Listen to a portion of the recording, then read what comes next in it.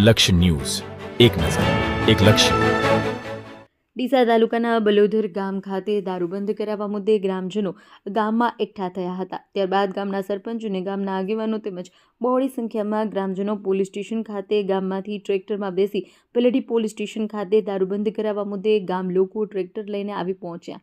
ગ્રામજનોએ લેખિતમાં અરજી આપી રજૂઆત કરવામાં આવી. બેલડી પોલીસ દ્વારા બલોદર ગ્રામજનોની રજૂઆત સાંભળી હતી. બેલડી પોલીસ દ્વારા સંતોષકારક ખાતરી આપી.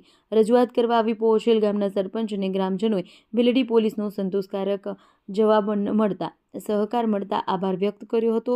પોલીસનો વિશ્વાસ વ્યક્ત કર્યો હતો. અહેવાલ વિક્રમસિંહ રાઠોડ, બેલડી. સરપંચ શું કહેશો, જે બેલડી પોલીસ સ્ટેશનમાં રજૂઆત કરાઈ, કઈ બાબતે રજૂઆત કરાઈ? આજે અમે બળોદર ગામથી સર્વ ઠાકોર સમાજના આગેવાનો અને ગ્રામજનો આજે બળોદરથી બધા લોકો અમારા ગામમાં એક અમારી સમાજ ઠાકોર સમાજનો એક નિયમ બતાતો હતો. એમાં 16 મુદ્દા હતા. એમાંથી અમારા ગામમાં અમે દારૂબંધીનો એક મુદ્દો ઉઠાવ્યો હતો.